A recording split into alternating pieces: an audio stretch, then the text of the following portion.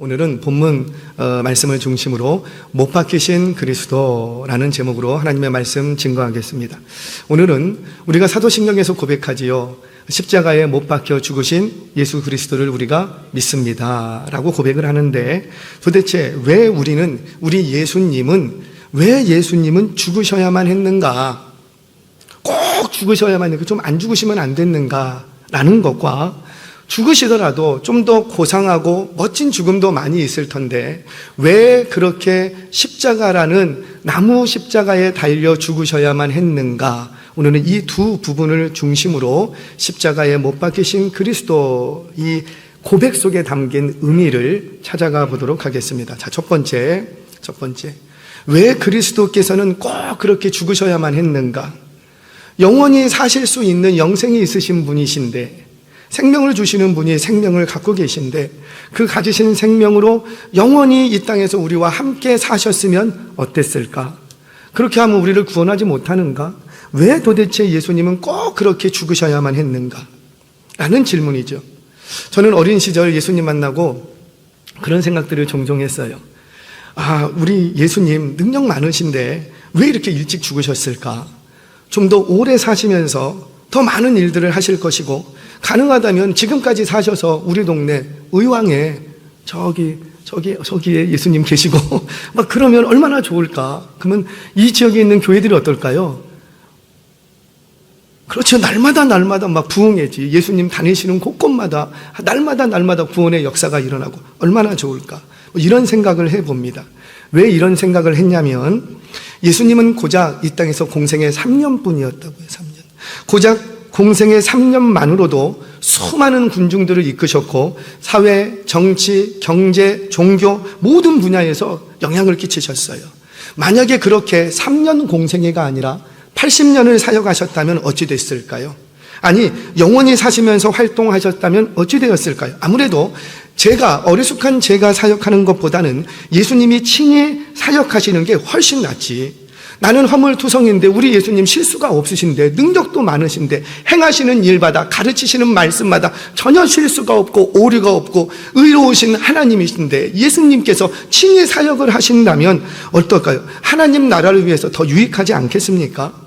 자, 그럼에도 불구하고 예수님께서는 뭐가 그렇게 급하셨는지 짧은 공생의 3년, 그의 나이 30대 초반에 죽어버리십니다. 자, 그럼 우리 질문해 봐야지요. 왜 우리 예수님은 그렇게 빨리 죽으셨는가? 왜? 죽으시더라도, 남들 70년, 80년, 석가모니는 80몇 년까지 살았다고 하는데, 왜 우리 예수님은 그렇게 빨리 죽으셔야만 했는가? 한 100년쯤 사역하시다가, 그리고 이렇게 좀 죽으시면 안 됐는가? 그랬다면 어떨까요? 그 당시 예수님 죽지 아니하시고, 100년까지 사셨다면 어때요? 사도들이 세계를 다니면서 교회를 세우는 것보다 누가 세우는 게 더 빠르고, 예수님 세계 방방곡곡 다니시면서 교회를 세웠으면 교회가 얼마나 크게 성장했겠냐고요. 그런데 우리 주님은 그렇게 하지 아니하시고 너무도 빨리 죽으십니다. 왜 그랬을까? 왜 그랬을까요? 이유는 한 가지예요. 예수님이 하늘 보좌를 버리시고 이 땅에 오신 목적, 그 목적은 세상에서 어떤 위대한 업적을 남기거나 피라미드와 같은 엄청난 어떤 건축물을 남기거나 이집트나 로마 제국과 같이 자신만의 왕국을 만들기 위해서 오신 것이 아니라는 거예요. 자신의 이름을 드러내기 위해서, 자신의 감추었던 이름을 나타내고 높이기 위해서 이 땅에 오신 게 아니라는 거예요. 우리 예수님 이 땅에 왜 오셨는가? 이유는 딱 하나. 왜 오신 거예요? 죽으러 오신 거예요. 죽으러 오셨기 때문에 죽으신 거예요. 죽으러 오셨기 때문에, 그것이 목적이었기 때문에 죽는 것을 더 이상 뒤로 미루실 이유가 없었다는 거죠. 아멘이세요? 우리 예수님 이 세상에 잠깐 계셨더니 순식간에 수많은 무리들이 예수님을 따르고 예수님을 높이고 예수님을 왕 삼으려고 했어요. 많은 이들을 치유하시고 죽은 자들을 살리시고 안진뱅이를 고치시고 배고픈 자들에게 먹을 거 주시고 수많은 이적과 기적을 베푸셨어요. 얼마나 고마워요. 얼마나 감사해요. 우리 먹을 거 없는데, 우리 동네 사람들 하나도 먹을 게 없는데 그 예수님 오시더니 다 모든 이들에게 먹을 것을 차고 넘치도록 다 주시고 말이야. 얼마나 고맙고 얼마나 좋으신지 몰라. 얼마나 감사해요. 이런 예수님이 조금 더 우리와 함께 계셨더라면 얼마나 좋겠습니까? 이런 능력 있는 예수님이 우리와 함께 계시면 어때요? 우리 예수 믿는 사람들 좀 기도 살고 위신도 좀 서고 세상이 우리 예수 믿는 사람들 그렇게 업신 여기겠습니까? 얕잡아 보겠습니까? 우리 뒤에 누가 있는데? 예수님 막 같이 다니며 모세가 시내산에서 율법을 받고 내려옵니다. 얼굴에서 광채가 났다고요. 그러니까 사람들이 어때요?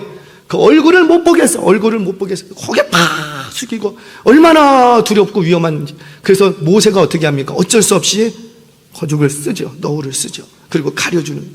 여러분, 그런 예수님이 우리와 함께 계신다면, 아니 이 의왕의 은혜교회에 함께 계시면 할렐루야, 누가 교회를 무시하겠냐고요. 누가 교회를 업신 여기겠냐고요. 그런데 우리 예수님 그렇게 안 하십니다. 아니 예수님이 아니더라도 그와 비스무리한 어떤 능력자 한 사람만 있어도 교회 부흥시키는 거 일도 아닐 거예요. 그런데 이걸 모르시지 않는데 우리 예수님은 너무도 빨리 떠나십니다. 왜 그랬는가? 예수님이 이 땅에 오신 목적이 뭐라? 죽으러. 많은 무리를 모으시기 위해서 오신 것도 아니고 자신만의 왕국을 건설하려고 했던 것도 아니고 병자들을 치유하고 귀신을 쫓아내는 그런 이적과 기적을 베풀기 위해서 오신 게 아니라는 거예요. 우리가 예수님을 신앙 고백하면서 예수님에 대해서 신앙 고백하는데 무슨 고백해요? 우리는 무리를 거르신 예수 그리스도를 믿사오며 물고기 2마리와 떡 5덩이로 5명이어의 기적을 베푸신 예수 그리스도를 믿사오며. 그래요? 다 고개 끄덕끄덕거려. 그래요? 아니에요. 우리는 그런 예수님 고백하지 않아요. 어떤 예수님을 고백하고? 십자가에 못 박혀 죽으신 예수님을 고백한다는. 왜? 우리 예수님이 이 땅에 왜 오셨으니까? 죽으러 오셨다라는 거죠. 많은 이적과 기적 베푸는 거 너무 좋아요. 우리는 이적과 기적을 보는 게 너무 좋아요. 내 삶에 궁핍한 게 많은데 그 궁핍한 것을 말씀만이 아니라 말씀으로 채우지 않고 실제로 먹을 것을 주시면 너무너무 좋아요. 나 병들어 있는데 말씀만 주지 않고, 나 안진뱅인데 말씀만 주지 않고 그 손을 잡아 일으켜 주시면 너무너무 좋아. 그런데 우리 예수님 능력이 있는데 너무도 빨리 떠나신다. 왜 그러신가? 우리 예수님이 이 땅에 오신 목적이 뭐라? 죽으러 오신 거예요. 이적과 기적을 많이 베풀려고 오신 게 아니라는 거예요. 너희들에게 떡을 공급해 주려고 오신 게 아니라는 거예요. 자신의 왕국을 세우려고 오신 게 아니라는 거예요. 뭐하러 오셨더라? 죽으려. 그럼 예수님이 왜 이렇게 빨리 죽으셨는가? 왜 오셨으니까 이 땅에? 죽으러 오셨기 때문이는 거예요. 아멘이세요? 사랑하는 여러분, 죽으러 오신 예수님을 믿으시기를 바랍니다. 자, 그러면 우리는 어때요? 이 죽으러 오신 예수님을 믿노라 하면서도, 진짜 죽으신 예수님을 믿노라 하면서도, 예수님 닮겠다고 하면서, 우리는 예수님 가신 그 길 따라간다고 하면서 정작 우리는 죽는 게 싫어. 누가 나를 무시하고 깔보면 어때요? 견딜 수가 없어요. 목사님, 저도 누가 어디서 나를 얕잡아보고 깔보면은 어디 매장에 물건 사러 가는데 나를 그냥 본체만 채. 그러면 너무 자존심이 상하고 막 분노가 뜨는, 내가 가서 카드로 가서 돈을 뽑아와야지만, 그런 마음이, 돈도 없으면서 그런 마음이 아주 불일 듯 일어나. 왜? 우리는 누가 나를 깔보고 무시하는 것 견딜 수가 없는 거예요. 내가 얼마나 열심히 봉사하는데, 내가 얼마나 헌신하는데 나를 인정 안 해줘? 우리는 견디지를 못합니다. 당신은 사랑받기 위해 태어난 사람, 그 사랑 삶 속에서 받고 계십니까? 그 사람 받고 있대요. 그런데 자꾸 우리는 어때요? 교회에 와서 사람에게서 그 사랑을 확인하고 싶은 거예요. 사람에게서 그 사랑, 하나님의 사랑이 아니라 사람에게서 그 사랑, 예배 가운데 나를 따사롭게 만져주시는 성령을 통해서 주시는 그 사랑을 경험하기보다도 사람의 사랑과 사람의 위로와 사람의 격려가 너무도 좋은 거예요. 그래서 누가 이쁘다, 잘한다, 위로합니다, 너무너무 좋아해요. 그런데 나에게서 그 사랑이 끊어지면 여기는 더 이상 있을 곳이 못 돼. 그리고 딱 끊어버립니다. 왜 그러는 거예요? 우리는 사랑에 목말라 있기 때문이에요. 사람의 사랑에 목말라 있기 때문이에요. 죄송해요. 그거는 신앙 아니랍니다. 그거는 예수 믿는 거 아니랍니다. 교회가 실수하는 게 뭐예요? 나를 따르는 많은 사람들을 모으고 더 많은 업적과 더 많은 사역을 일으키고 더 많은 치적을 쌓고 더 많은 병자를 치유하고 이적과 기적을 베풀어야만 그게 좋은 교회요, 그게 능력 있는 교회라고 우리는 생각을 하는 거예요. 그래야 능력이 있다라는 거예요. 그래야 세상에 나가서 좀 인정받겠다라는 거예요. 그래야 우리 예수님이 좋아하신대요. 아니에요, 아니에요. 오해하지 마세요. 그런 것으로는 우리는 예수님께 인정받을 수 없답니다. 왜? 우리 예수님은 이 땅에 뭐하러 오셨기 때문에? 죽으러 오셨기 때문에. 왜 그런가? 예수님이 죽어야, 내가 죽어야 너가 살기 때문이에요. 아멘이세요? 사랑하는 여러분, 기독교는 기억하세요. 살기 위한 종교가 아닙니다. 예수 잘 믿어서 이 땅을 잘 살아보기 위한 종교가 아니라는 거예요. 기독교는 죽는 종교예요. 죽는 종교. 이것이 세상 종교와, 아멘이 거기서만 나와. 할렐루야. 여기 죽는다고 하니까 얼굴이 막 어두워지려고 그래요. 여러분, 세상 종교와 다른 게 바로 여기 있지 않습니까? 세상 종교는 어때요? 모든 종교가 잘 믿어서 내가 믿는 그 우상, 그 신 기분 좋게 만들어서 뭐 하려고? 이 땅에서 잘 좀 살아보려고, 복 받고 살고 어찌하든지 이 땅에서 잘 사는 게 목적이야. 그래서 치성도 드리고 그래서 공적도 쌓고 그러는 거 아니에요? 그런데 기독교는 그런 종교가 아니라는 거예요. 기독교는 잘 살기 위한 종교가 아니라 사실은 잘 죽는 종교라는 거죠. 그런데 이상한 건 잘 죽어야 잘 산답니다. 그러니까 뭐가 먼저라? 죽는 게 먼저라는 거예요. 죽는 게. 얼마 전에 베이직 교회를 심호하시는 조정민 목사님의 이런 간증을 좀 하셨습니다. 본인께서 하시는 간증이에요. 제가 좀 듣고 깜짝 놀랐어요. 늘 아시죠? 40대 중반에 이제 예수님을 영접하게 되고, 그리고 이제 세상을 다 정리하고 이제 목회자의 길을 걸어가셨습니다. 늘 그 전까지 세상에서 잘 나갔어요. 이름도 좀 날리고. 그래서 그가 참 좋아했던 게 술과 벗하는 게 가장 좋았답니다. 술과 벗하고 골프 치는 걸 굉장히 좋아했대요. 그래서 늘 술과 벗하고 골프 치러 다니던 이 사람이 어느 날 교회에 아내 잡으러 온 거예요. 아내. 도대체 교회가 어떤 곳이길래 내 아내를 이렇게 묶어놓는가. 그래서 교회에 아내 잡으러 왔다가 예수님 손에 붙들려 버렸어. 할렐루야. 많이 잡으러 오시기 바랍니다. 아내 잡으러 왔다가, 옛날에 많이 그랬잖아요. 아내 잡으러 왔다가 예수님께 붙들려 버렸어. 그리고는 이제 헷가닥한 거예요. 그리고는 술 끊고, 술과 벗했던 친구들 다 끊고, 그 좋아했던 골프장 안 가고 주구장창 예배드립니다. 새벽 예배, 예수님 인격적으로 만나고 나서 새벽 예배 절대 한 번도 안 빠졌대요. 한 번도 안 빠지고, 수요 예배, 금요 예배, 할렐루야. 수요 예배, 금요 예배, 주일 낮 예배, 주일 저녁 예배, 새벽 예배, 하여튼가 눈만 뜨면은 그냥 말씀이 너무 좋았대요. 왜 이렇게 말씀이 꿀송이보다 단지 너무너무 좋았대요. 눈만 뜨면은 이제 교회 가는 거예요. 그날도 이제 교회를 가려고 수요일 저녁이었어요. 이렇게 챙겨서 교회를 딱 가려고 하는데 아내가 믿음이 좋을까요? 남편이 믿음이 좋을까요? 그렇죠. 아내가 믿음이 좋지. 아내가 딱 나가는데 여보 어디가? 그러더래요. 아니 어디 가기는 어디가, 오늘 수요일 저녁이니까 예배 드리러 가지. 그랬더니 아내분이 그렇다. 먼 교회를 그렇게 자주 가? 아내가 그러면서 하는 말이 충격적이었어요. 당신 하나도 안 변했어. 당신 하나도 안 변했어. 여전히 자기밖에 몰라. 여기는 자기밖에. 이전에는 술이 좋아서 술집에 그렇게 가더니 이제는 교회가 좋다고 그렇게 교회만 간다고. 장소만 바뀌었을 뿐 여전히 자기 좋은 것만 하고 산다고. 지금 아내가 어떤 아픔이 있는지, 자녀가 어떤 고민이 있는지 당신은 아무 관심 없다고. 여전히 자기 좋아하는 것만 하고 산다고 막 그렇게 퍼부었어요. 그랬더니 이 조정민, 그때는 이제 성도님이죠. 어땠을까요? 막 화가 여기까지 나갖고 막 들고 있던 거를 확 집어 던지려고 했다가, 내가 안 변했구나. 내가 그렇게 교회를 열심히 다녔는데, 말씀이 좋다고 말씀을 그렇게 들으려고 쫓아다녔는데 내가 안 변했구나. 여러분, 술 끊었다고 변화되는 거 아니에요. 자기 좋아하던 취미생활 좀 바꿨다고 해서 그게 변화된 건, 물론 변화되면은 술도 끊고 세상 친구들도 끊고 세상 버텼던 거 끊어지죠. 하지만 그거 끊었다고 해서 거듭난 거는 아니라는 거예요. 그때 알았대요. 아, 나는 내가 변한 줄 알았더니 내가 변했다, 안 변했다? 안 변했구나. 나는 이 정도 하면 내가 변한 줄 알았더니 내가 안 변했구나. 나는 내가 죽었다고 생각했는데 아내가 보기에는 여전히 나는 하나도 변한 게 없었구나. 이걸 깨닫게 됩니다. 그래서 알았답니다.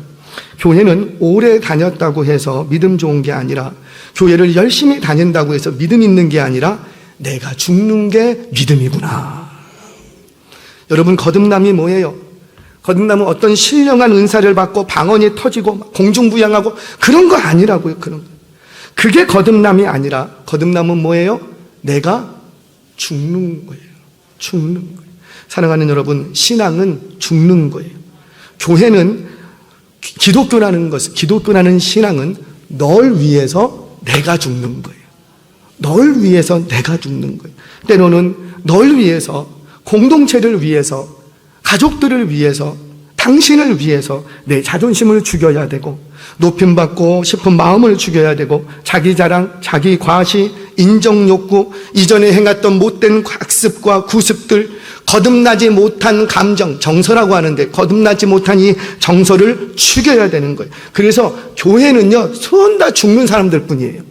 그러면 교회가 시끄러울 자리 있을까요? 없을까요? 없어요. 교회에서는 시끄러우면 안 돼요. 교회에서는 다툼이 일어날 수가 없어요. 왜? 다 죽었는데. 사랑하는 여러분, 저와 여러분들 죽는 척하지 않기를 바랍니다. 옆에 있는 사람이 누가 죽었는지 안 죽었는지 알려면 어떻게 하면 돼요? 딱 누워있으면 가갖고 옆에 가서 그냥 확 한번 꼬집어 봐. 그래서 펄 떨면은 이거는 상한 거예요? 죽은 척한 거예요? 죽은 척. 옆에 가갖고 그 귀에다가 막 욕을 해. 자식 욕하고 남편 욕하고 막 욕을 해. 자존심 팍팍팍 긁어. 그러면서 이 왼쪽 늪술이 팍 떨리면 죽은 거예요, 산 거예요? 그거 죽은 척한 거예요, 죽은 척. 그게 아니면 그 귓가에 가서, 야, 주식 요번에 요거 사, 요거 1000배 터져. 그랬더니 벌떡 일어나. 그러면 죽은 거예요, 산 거예요? 죽은 척한 거지 죽은 게 아니라는 거예요. 사랑하는 여러분, 성도는 죽어야 사는 사람들이랍니다. 왜 그런가? 다른 이유 없어요. 예수님이 먼저 죽으셨기 때문이에요. 갈라디아서 2장 20절 말씀 우리 한번 같이 읽겠습니다. 시작. 내가 그리스도와 함께 십자가에 못 박혔나니 그런즉 이제는 내가 사는 것이 아니요 오직 내 안에 그리스도께서 사시는 것이라. 이제 내가 육체 가운데 사는 것은 나를 사랑하사 나를 위하여 자기 자신을 버리신 하나님의 아들을 믿는 믿음 안에서 사는 것이라. 제가 일부 예배 때 퍼뜩 성령님께서 감동을 주셔서 간증을 했어요. 2부 예배 때도 간증을 해야 되겠죠. 제 부끄러운 고백이에요. 부끄러운. 목사가 이 정도밖에 안 돼. 제가 부교육자 때였습니다.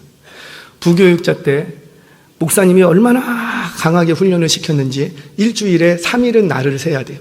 날을 꼭박 3일을 세고 사역을 하는 거예요. 하루에 2시간 이상씩 소리내서 부르짖어서 소리가 안 들리면 와갖고 막 뭐라고 혼나요.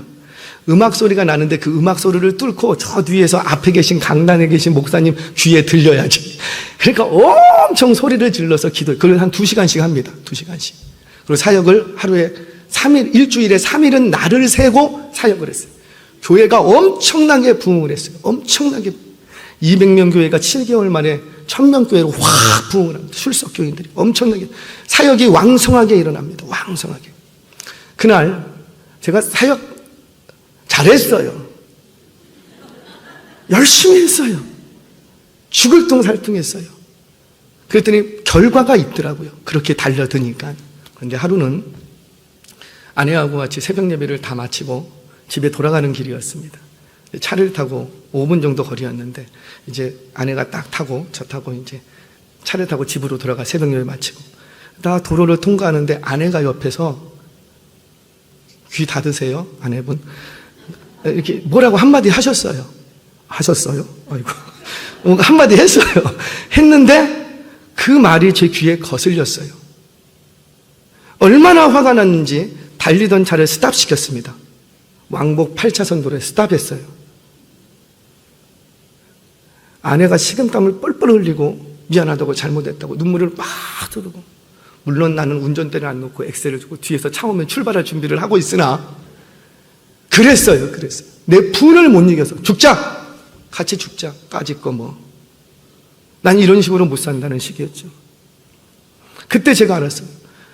야, 목사가 돼갖고 그렇게 기도한다고 2시간씩 기도하고 사역 엄청나게 한다고 사역은 다 하고 일주일에 3회씩 나는 삶에서 사역한다고 하는 사람이 여전히 안 죽었구나. 여전히 네 꼬라지, 여전히 네 그 고집과 아집, 너만 똑똑하고 너만 잘났고 여전히 네 고집을 꺾지 못하고 있구나. 너무 죄송하고 미안했어요. 걱정하지 마세요. 제 차 타셔도 다시는 안 섭니다. 사랑하는 여러분, 목사라고 해서 죽는 건 아니더라고요. 교회를 5년 다녔다고 어떤 프로그램을 다 하고 기도를 많이 했다고 내가 죽는 건 아니더라고요. 사랑하는 여러분, 그 말씀 앞에 날마다 나를 복종시켜 가시기를 바랍니다. 사랑하는 이 예수님의 십자가의 죽으심을 믿는다면 이제는 내가 죽을 차례인 거예요. 내가 죽는다는 건 뭐예요? 나를 위해서 자기 자신을 내어주신 그 하나님의 아들을 믿는 믿음 안에서 사는 거예요. 그 믿음으로 날마다 나의 못된 습성과 나밖에 모르는 이기적인 습성들, 세상에 대한 어떤 욕심과 연민들, 그거 하나하나 죽여가시는 저와 여러분 되어지시길 주의 이름으로 축원합니다. 자, 첫 번째, 예수님처럼 우리도 죽어야 되겠다. 자, 두 번째, 자, 그렇다면 예수님께서 죽으신 것은 이해가 되는데 왜 십자가에 달려 죽으셔야만 했는가? 다른 어떤 고상한 방식이면 안 됐는가라는 거죠. 자, 간혹 세상을 보면 존경받는 죽음들도 있더라고요. 대부분 이런 경우는 자신의 뜻이나 자신의 신념을 세상에 알리기 위해서 죽음이라는 극단적인 방법을 택하는 경우가 됩니다. 그로 인해서 세상에 큰 영향을 끼칠 때가 있어요. 예를 들자면 민주화를 외치다가 죽음을 당했던 김주열님, 그분 같은 경우는 어땠어요? 그의 죽음이 바로 그런 경우에 해당이 될 거예요. 한 사람의 죽음으로 말미암아 전국의 민주화의 혁명이 일어납니다. 한 청년의 죽음이 범국가적인 민주화 운동의 시발점이 되었다는 거예요. 그래서 우리는 그를 향해서 열사 이렇게 얘기를 합니다. 그렇다면 우리 예수님도 이런 어떤 영웅적인 죽음의 방식도 있을 터인데 왜 좀 더 고상한 방식이 아니라 왜 그렇게 히브리 사람들이 싫어하는 가장 혐오하는 방식, 가장 수치스러운 방식으로 죽어야만 했는가? 왜 그랬을까요? 여기에는 두 가지 의미가 있습니다. 첫 번째는 십자가의 죽으심은 예수님께서 친히 당하신 형벌이었기 때문에, 예수님께서 친히 당하신 형벌. 예수님 살아계실 때 많은 종교 지도자들이, 그 대적들이 예수님을 죽이려고 여러 번 시도했어요. 우겨 싸놓고 예수님을 죽이려고 했어요. 낭떠러지에서 밀어떨어서 죽이려고 했어요. 그런데 그 사이를 유유히 빠져나가십니다. 그러니까 숱한 대적들이 예수님을 죽이려고 했는데 그때는 못 죽였어요. 그들의 계획이 성공하지 못했어요. 그런데 이번에는 이들이 예수님을 십자가에 매달려고 할 때는 이들의 악한 의도가 성공을 하더라는 거예요. 왜 성공을 하는가? 그들이 뛰어나서 성공한 것이 아니라 누가 택했기 때문에, 그렇죠? 예수님이 친히 택하신 죽음이라는 거죠. 자, 베드로전서 2장 24절 말씀 같이 한번 읽겠습니다. 시작. 친히 나무에 달려 그 몸으로 우리 죄를 담당하셨으니 이는 우리로 죄에 대하여 죽고 의에 대하여 살게 하려 하심이라. 그가 채찍에 맞음으로 너희는 나음을 얻었나니. 아멘. 그러니까 우리의 죄를 담당하기 위해서, 우리를 살리기 위해서, 우리를 고치기 위해서 친히 당하신 순환이라는 거예요.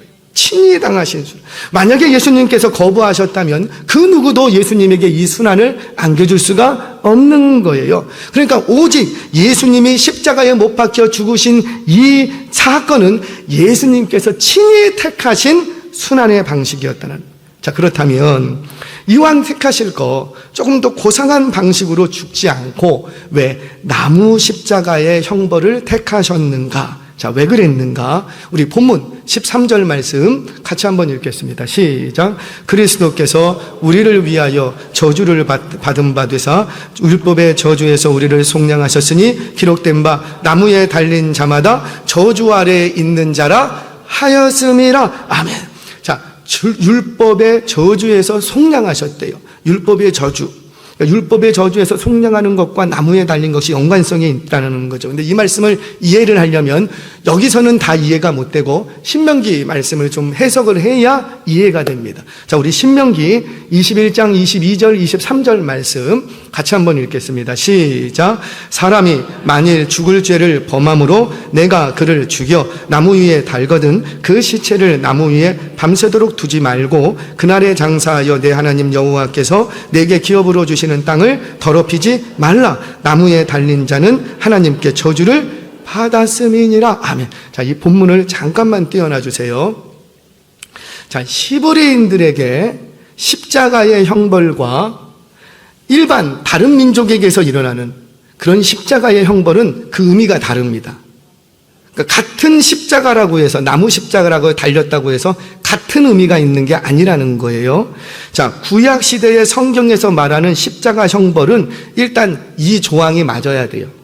일단은 자, 첫 번째는 뭐냐면 사람이 만일 죽을 죄를 범하거든 어떻게 하고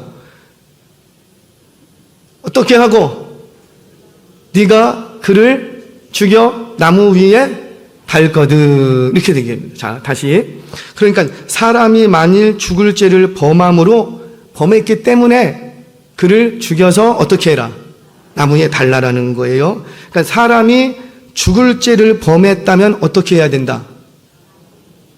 그래. 또 그래. 중간에 뛰어넘지 말고 이게 성경 그대로 한번 쫓아가시라고요. 그러니까 죽을 죄를 지었으면 어떻게 하고? 그렇죠. 죽여라. 그러니까 죽을 죄를 지었으면 나무에 매달아라 이게 아니라 죽을 죄를 지었으면 뭐 해라? 죽여.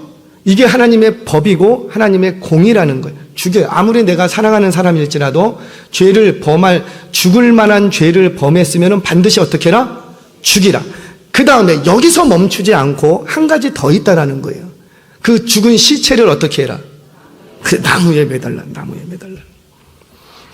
자, 다시 말씀드리면 이 죄를 지은 이 사람을 돌로 쳐 죽이든지 뭐 어떻게 죽이든지 죽여요. 죽인 후에 나무에 매다는 거예요. 자, 그러니까 나무에 매달아 놓고 죽이는 게 아니라 어떻게 해라? 죽이고 매달아야 된다는 거예요. 사실 이거는 형벌의 의미가 아니에요. 형벌은 이미 죽는 것으로 다 끝났어요. 아니, 죽은 자를 매달아 놓고 창으로 찌르든 수치를 주든 뭐 하든 이거 알아요, 몰라요? 죽은 사람은 몰라. 이미 죽어버렸는데. 그러니까 모든 죄에 대한 형벌은 죽는 것으로 다 형벌 끝났어요. 그런데 거기서 끝나지 않고 우리 하나님이 한 가지 더 추가를 시켰는데 그게 뭐라? 그 시신을 그냥 두지에 장사하지 말고 일단 어떻게 해라? 나무 위에 올려달아. 나무 위에 올려달았다가 그 다음에 뭐라고 합니까? 나무 위에 밤새도록 두지 말고 그날에 장사하여. 오늘 죽었어. 오늘 내가 11시에 죽어서 나무 위에 달았어. 그러면 달았다가 언제 내려야지 되고? 그죠? 해가 지기 전에 한 몇 시간. 장례 치르려면은 뭐 10분, 20분에 장례 치르는 거 아니잖아요. 시간이 필요하잖아요. 서너 시간의 시간이 있어야 돼. 그러니까 사실상 이 죽은 시신이 나무에 달리는 거는 얼마큼이나 달리고? 잠깐인 거예요. 아니, 그냥 죽은 시신 형벌 끝났으면은 그냥 장례 치르면 되지. 왜 죽은 시신을 잠깐 나무에 달았다가 다시 내려서 장세를 치르느냐라는 거죠. 왜 이렇게 하시는 거예요? 이 나무에 달린 요 사람은 뭐한 사람이라고 지금 선포되는 거예요? 저주받은 것이다. 그러니까 나무에 다는 이유는 형벌의 의미가 아니고 어떤 의미가 있는 거예요? 하나님이 그를 저주하신 것이다. 그러면 그 사람을 저주한 걸까요? 죄를 저주하시는 걸까요? 그렇죠. 죄를 저주하시는 거죠. 죄를. 우리 하나님이 그 죄가 얼마나 싫은지, 얼마나 지독히도 미운지 우리 하나님이 그냥 죄의 형벌로 끝나지 않고 그걸 잠시 매달았다가 그 죄를 저주하시는 거예요. 왜 이렇게까지 하는가? 여기에 바로 의미가 있는 거지요. 이처럼 나무에 매다는 행위를 통해서 이 죄에 대한 연대의식을 불러일으키기 위해 죄가 얼마나 무서운가를 재확인시켜 주기 위해서 불가피하게 요 번거로운 일을 하는 거예요.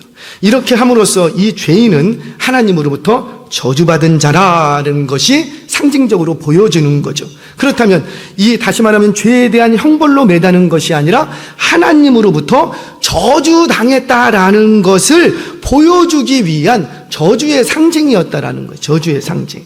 자, 뭐 때문에 저주하신다고요? 죄 때문에, 죄 때문에. 그래서 나무에 달린 자마다 하나님께 저주받은 자라고 알려지는 거예요. 자, 그러면 됐어요.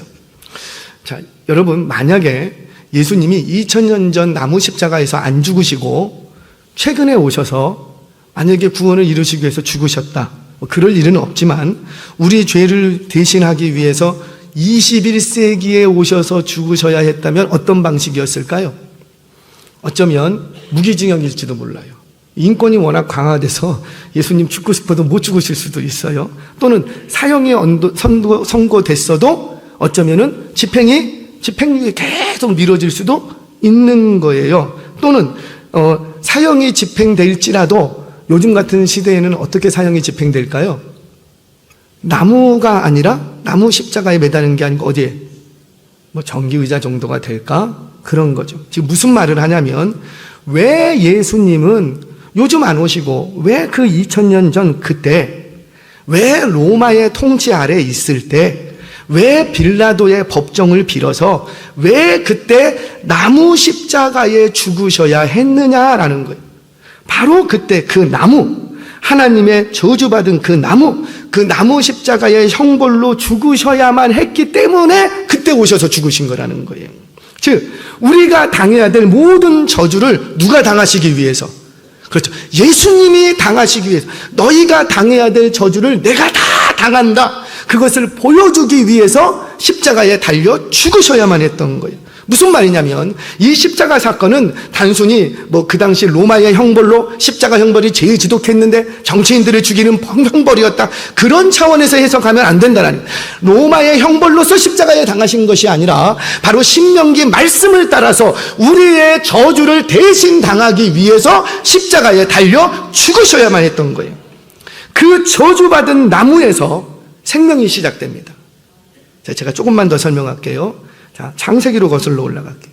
이게 왜 저주받은 나무가 등장하냐면 아주 오래전 선악을 알게 하는 나무의 열매를 따먹지 말라고 먹는 날에는 정령 죽으리라 그 말씀을 하나님께서 나무에 두셨어요.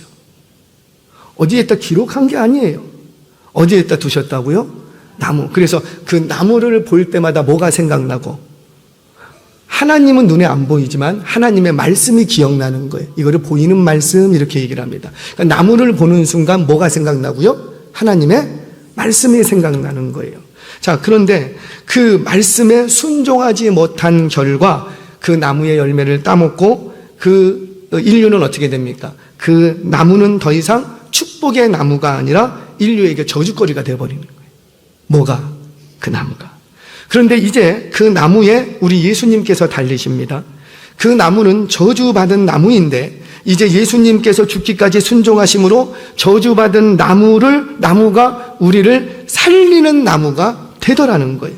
그래서 하나님께서는 다른 나무가 아니라 바로 그 나무 하나님께서 말씀하셨던 그 나무 십자가의 말씀을 따라서 죽으셔야만 했던 거예요. 그러면 우리는 그 나무에 달려 저주받으신 예수님을 보면서 과연 우리는 무슨 생각을 해야 될까요? 내가 당해야 될 저주를 누가 지금 당하신다? 예수님. 그 십자가가 참혹하면 참혹할수록 그 나무에 달린 예수님을 바라보면서 내 죄가 얼마나 혐오스럽고 내 죄가 얼마나 저주스럽고 무섭고 고통스러운 것인지를 봐야 한다는 거예요. 십자가를 바라볼 때마다 십자가를 생각할 때면 우리가 실수하는 게 뭐냐면 한국교회가 자꾸 한쪽으로 치우쳐서 뭐라고 가르치냐면 그 십자가를 바라볼 때에 얼마나 아프셨을까, 얼마나 고통스러웠을까, 그 못 박히신 십자구 손에 얼마나 아프셨을까, 옆구리에 창 찔리실 때, 등에 채찍 맞으실 때 얼마나 아프셨을까. 자꾸 뭐만 생각하냐면 그 예수님이 받으셨던 고통만 자꾸 집중을 해. 그거 아니라는 거예요. 우리 예수님이 지금 말씀하시는 거는 너는 이 저주받은 십자가를 바라보면서 내가 받은 고통만 생각하지 말고 뭘 생각해라. 너의 죄가 얼마나 저주스러운지를 생각하라는 거예요.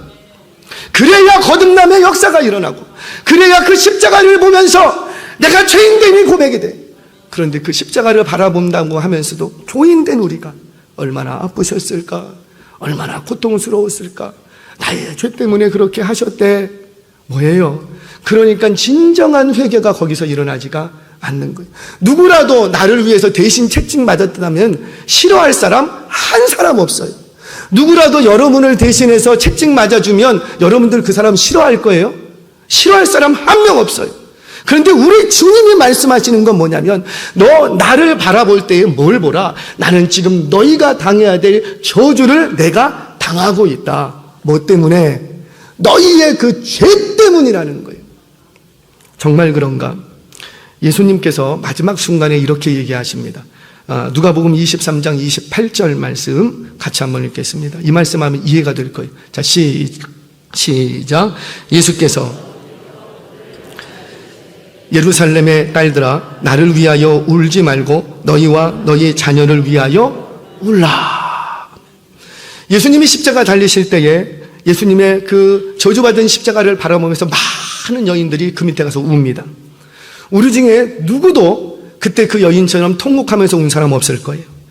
이 여인들은 어떤 여인들? 예수님을 너무너무도 사랑해요. 예수님을 위해서라면 뭐든지, 예수님께 받은 은혜가 이루 말할 수가 없어요. 예수님께 은혜 갖고 싶어 하는 여인들이에요. 그런데 이 예수님이 죽으십니다. 그 죽임당하신 예수님을 보면서 그 앞에서 펑펑 우는 거예요. 뭐 때문에 울까요? 예수님을 너무 사랑하기 때문에 우는 거예요. 예수님이 너무 사랑스럽고 너무 좋은데 여기서 죽어버리는 게 너무 안 돼서 우는 거예요. 그때 주님이 말씀하십니다.